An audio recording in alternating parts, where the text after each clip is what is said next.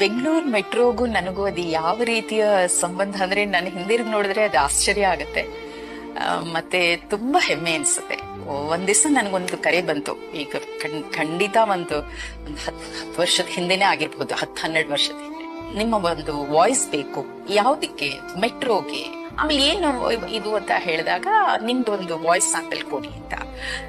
ನಿಜ ಹೇಳ್ಬೇಕಂದ್ರೆ voice apple ಎಲ್ಲ ಕೊಡ್ಬೇಕು ಆತರ ಅದೆಲ್ಲ ಏನೂ ಗೊತ್ತಿರ್ಲಿಲ್ಲ. ನನ್ಗೆ ಇನ್ನೂ ಚೆನ್ನಾಗಿ ಜ್ಞಾಪಕ ಇದೆ.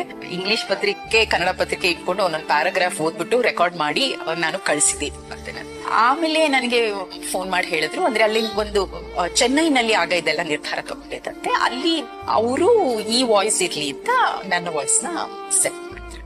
ಆಮೇಲೆ ನನ್ಗೊಂದು ಮೇಲ್ ಕಳಿಸಿದ್ರು, ಈ ತರ ನಿಮ್ಮ ವಾಯ್ಸ್ ಸೆಲೆಕ್ಟ್ ಆಗಿದೆ, ಈ ತರ ನೀವು ಒಂದು ಕಾಂಟ್ರಾಕ್ಟ್ ಸೈನ್ ಹಾಕ್ಬೇಕು.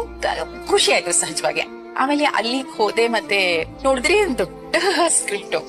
ಅಲ್ಲಿ ನಮ್ ಬಡಾವಣೆಗಳ ಹೆಸರೆಲ್ಲ ಇದೆ, ಜಯನಗರ್, ಏನೋ ಈಗ ಏನೇನ್ ಬರುತ್ತೆ, ಬಾಗಿಲನ್ನು ತೆರೆದು.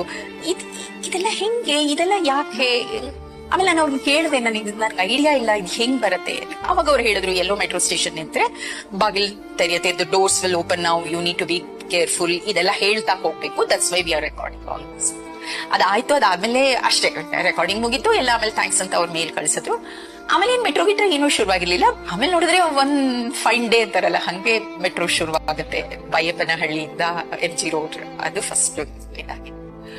ಖುಷಿ ಏನಂದ್ರೆ ನನ್ನ ವಾಯ್ಸ್ ಬರುತ್ತೆ ಇಲ್ಲಿ ಈ ತರದ್ದು ಅಂತ. ಮತ್ತೆ ಅಂದ್ರೆ ಇನ್ನೂ ಒಂದೇನಂದ್ರೆ, ಇಷ್ಟ ಆದ್ರೂ ನಾನು ಮೆಟ್ರೋನಲ್ಲಿ ಹೋಗಿರ್ಲಿಲ್ಲ. ಆಮೇಲೆ ನಾನು ಹೌದು ಅಂದ್ಬಿಟ್ಟು ಒಂದು ಕುತೂಹಲ ಆಯ್ತು, ಹಿಂಗ್ ಕೇಳುತ್ತೆ ನನ್ ಧ್ವನಿ ಅಂತ.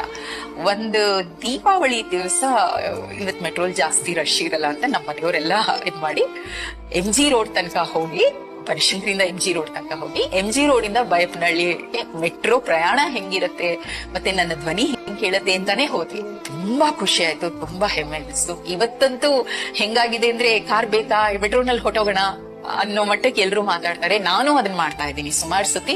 ಸೊ ಇಂಥ ಮೆಟ್ರೋ ಜೊತೆ ನಾನು ಧ್ವನಿಯಾಗಿದ್ದೀನಿ ಅನ್ನೋದೇ ನನಗೆ. ಪ್ರಯಾಣಿಕರೇ ಗಮನಿಸಿ, ಮುಂದಿನ ನಿಲ್ದಾಣ ಬೆಂಗಳೂರು ಮಹಾನಗರ.